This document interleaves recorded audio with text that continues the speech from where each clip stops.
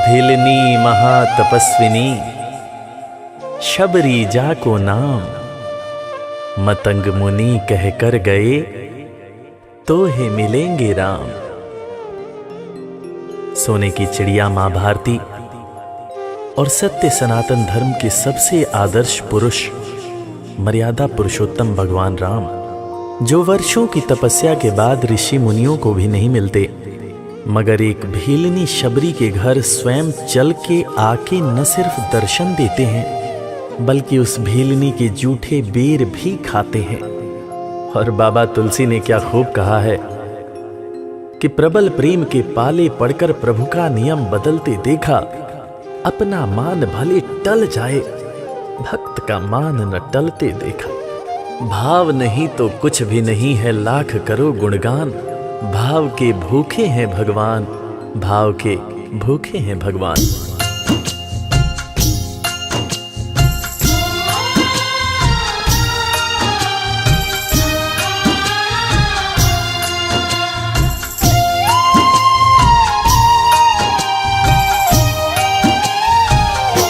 भाव के भूखे हैं भगवान, भाव के भूखे हैं भगवान, भाव के भूखे हैं भगवान, भाव के भूखे हैं भगवान। भाव नहीं तो कुछ भी नहीं है, भाव नहीं तो कुछ भी नहीं है, लाख करो गुणगान। भाव के भूखे हैं भगवान, भाव के भूखे हैं भगवान। भाव के भूखे हैं भगवान, भाव के भूखे हैं भगवान।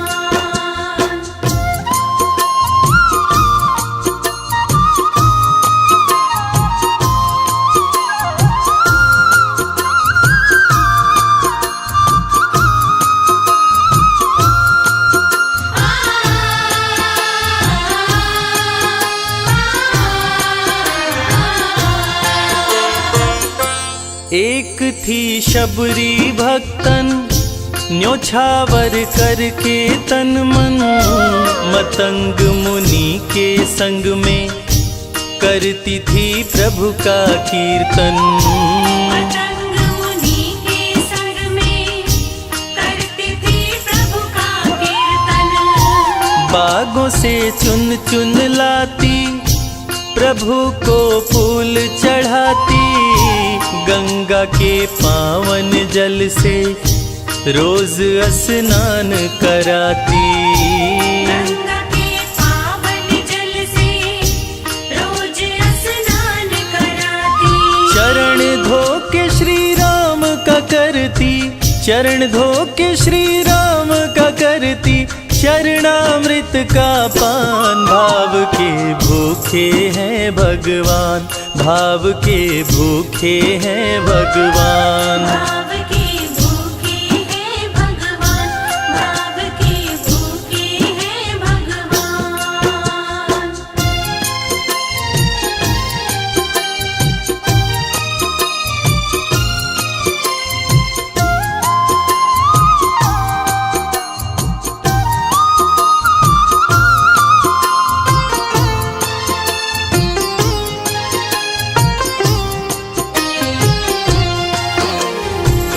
धैर्य एक ऐसा प्रसाद है जो इंसान को महान बना देता है। मतंग मुनि मां शबरी से कह गए कि शबरी तेरे दरवाजे राम जरूर आएंगे, और शबरी ने 10,000 साल तक प्रतीक्षा किया। शबरी को देखने वाले न सिर्फ उसे पागल कहते थे बल्कि कहते थे, ये कौन दिखात कुटी मां नारी ते उत जाती है मूद भरी, छिन भीतर बाहर होत छिना सुख सो नहीं बैठत एक घड़ी, यही के तन में कछु पीर भई ये वियोगिन मानस माहि जरी, अब जान पड़ी रघुनाथ के प्रेम की मूर्ति रूप ये है शबरी। मतंग शबरी को बताए, बहु भांति समझाए, सबर कर कुछ दिन शबरी, मिलन के दिन अब आए।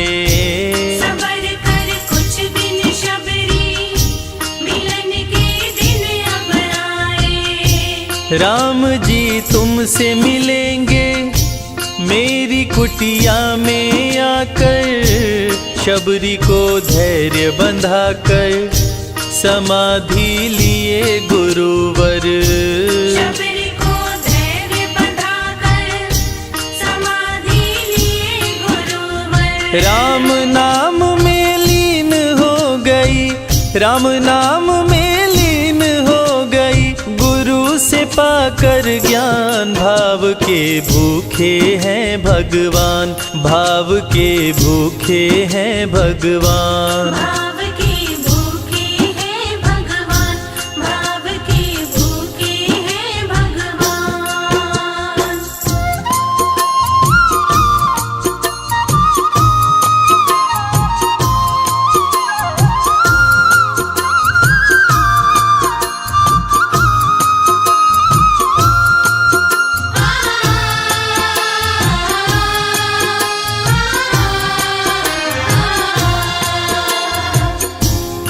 माँ शबरी के गुरु महामुनि मतंग जब अपने नश्वर शरीर का त्याग कर रहे थे, तब माँ शबरी ने उनसे पूछा, हे गुरुवर, मुझे मेरे राम कहाँ मिलेंगे? इस पर महामुनि मतंग ने शबरी को जवाब दिया कि शबरी, अरे दुनिया राम को ढूंढती है, मगर तू तो ऐसी खुशनसीब है कि तेरे दरवाजे राम स्वयं चलकर आएंगे।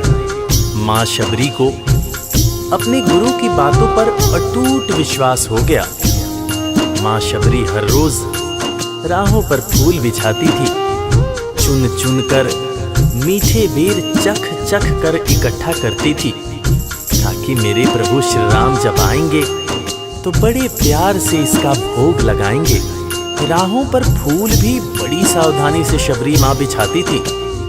शबरी माँ सोचती थी कि मेरे गुरुवर कह के गए हैं कि मेरे घर मेरे राम जरूर आएंगे।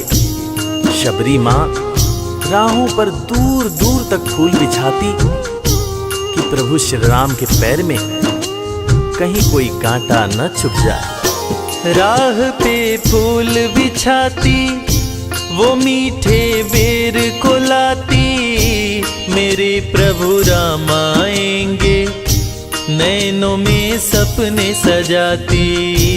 मेरे प्रभु राम आएंगे, नैनों में सपने सजाती। राम से प्रीत लगा के वो निश दिन राम पुकारे, उमरिया बीती जाए रे कि अखियां पंथ निहारे।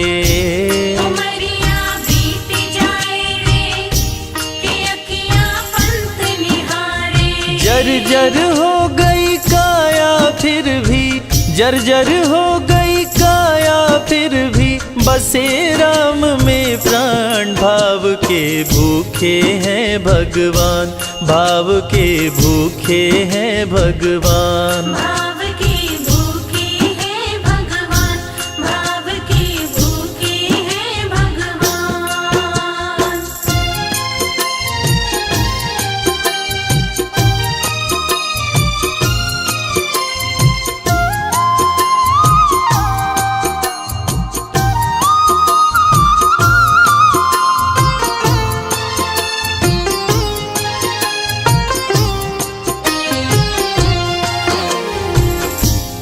समय समय के साथ बीतता गया। माँ शबरी अब बूढ़ी हो गई। माँ शबरी की उम्र जैसे जैसे बढ़ती गई, प्रभु श्री राम के प्रति उसका प्यार और भी ज्यादा गहरा होता गया। माँ शबरी जो इस जन्म में तो भीलनी हुई थी, मगर अपने पूर्व जन्म में वो एक बहुत बड़े राजा की रानी थी। प्रयागराज, जहां पर कुंभ का मेला लगता है, एक बार वो अपने राजा के साथ उसी कुंभ के मेले को देखने पहुंची। अपने पूर्व जन्म में भी मां शबरी को प्रभु श्री राम से उतना ही ज्यादा प्यार था। उस वक्त रानी ने अपने पति से ये इच्छा जताई कि मैं बाहर जाकर संत महात्माओं के साथ भजन कीर्तन करूंगी, जिस पर उसके राजापति ने ये कहकर मना कर दिया कि एक महारानी को इस तरह के छोटे लोगों के साथ बैठना शोभा नहीं देता। ये बात महारानी के हृदय में चुभ गई। महारानी ने गंगा के पानी में जाकर अपने प्राण त्याग दिए और ईश्वर से कहा, हे मेरे प्रभु, हे मेरे राम, इस जन्म में तो आपने मुझे बहुत खूबसूरत बनाया है, अगले जन्म में चाहे मुझे कुरूप बना देना। इस जन्म में आपने मुझे उच्च कुल में जन्म दिया है, अगले जन्म में चाहे तो मुझे भीलनी बना देना। मगर हे प्रभु, मेरा अगला जन्म जब भी हो, मुझे ये सौभाग्य जरूर देना कि मैं तुम्हारे नाम को जपूं, मैं तुम्हारा नाम लूं, मुझ पर कोई बंधन न हो। वो राजकुमारी अगले जन्म में माँ शबरी बनी, वही माँ शबरी जो कुटिया में प्रभु श्री राम की राह देख रही थी। वो सुंदर आसन लगा के, स्वच्छ कुटिया को सजा के, राह आंचल से बुहारे, प्रभु का ध्यान लगा के। राह आंचल से बुहारे, प्रभु का ध्यान लगा के। और ना अब तड़पाओ, राम मेरे आ भी जाओ, दरस बिन शबरी व्याकुल, राम मेरे दरस दिखाओ। दर्श बिन शबरी व्याकुल, राम मेरे दर्श दिखाओ। दरस की आस लगी मेरे प्रभु जी, दरस की आस लगी मेरे प्रभु जी, पूर्ण करो अरमान। भाव के भूखे हैं भगवान, भाव के भूखे हैं भगवान। भाव के भूखे हैं भगवान, भाव के भूखे हैं भगवान।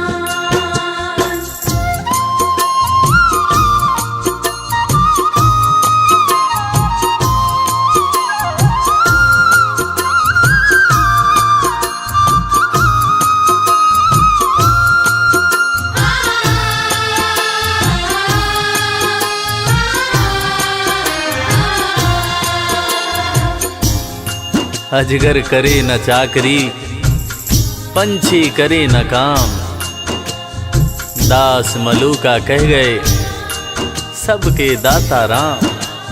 और हम सबके परम पूज्य बाबा तुलसीदास ने रामचरितमानस में भी कहा है, राम से बड़ा राम का नाम। और यही काम माता शबरी दिन रात कर रही थी। बस वो एक ही बात बार बार बोले जा रही थी कि मेरे राम आएंगे, मेरे राम आएंगे। वो हर वक्त हे राम बोलती रहती थी। प्रभु श्री राम जब अपने भाई लखन के साथ माता सीता की खोज में वन में दर दर भटक रहे थे, तो उनके कानों में ये आवाज गूंजी। उन्होंने अपने भाई लखन से कहा, प्रिय अनुज, ध्यान से सुनो। मेरी एक माता है जो वर्षों से मेरी प्रतीक्षा कर रही है। मैं भी अपने माता को देखने के लिए बहुत व्याकुल हो रहा हूं। चलो अनुज, माता शबरी की कुटिया में चलते हैं। प्रभु श्री राम माता शबरी की कुटिया में आते हैं। माता शबरी की नजर जब प्रभु श्री राम के ऊपर पड़ती है तो माता की आंखों से खुशियों के आंसू धारा प्रवाह बहने लगते हैं। माता शबरी रो रो के कहने लगती है, मेरे राम आप आ गए, मेरे राम आप आ गए। आंसू भरी आंखों से मां शबरी प्रभु श्री राम और वीर लखन को देखे जा रही थी। दोनों हाथों को जोड़कर दौड़े दौड़े माँ शबरी ने प्रभु श्री राम के पैर पकड़ लिए और कहने लगी, मेरे राम, मैं तो 2 जन्मों से आपकी प्रतीक्षा कर रही थी। लोग मुझे पागल बुला रहे थे। मेरे गुरुदेव ने मुझसे कहा था कि शबरी, राम लक्ष्मण के साथ एक दिन तेरी कुटिया में जरूर आएंगे, जरूर आएंगे। राम संग लखन को आते देखी प्रभु को मुस्काते, प्रभु के पास में आई कुटिया से दौड़ लगाते। प्रभु के पास में आई कुटिया से दौड़ लगाते। राम से मिलन हुआ जब तो शबरी सुध बुध खो गई, प्रभु के पाँव पकड़ के भाव में विह्वल हो गई। प्रभु के पाँव पकड़ के भाव में विह्वल हो गई। खुशी के आंसुओं से पग धोए, खुशी के आंसुओं से पग धोए, भक्त न शबरी समान, भाव के भूखे हैं भगवान, भाव के भूखे हैं भगवान। भाव के भूखे हैं भगवान, भाव के भूखे हैं भगवान।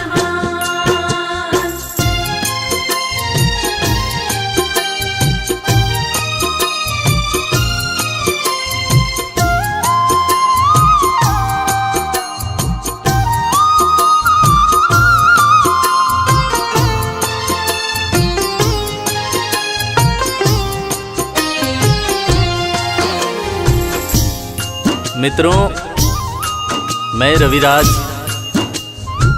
आप सबको आज एक बात बताना चाहूँगा।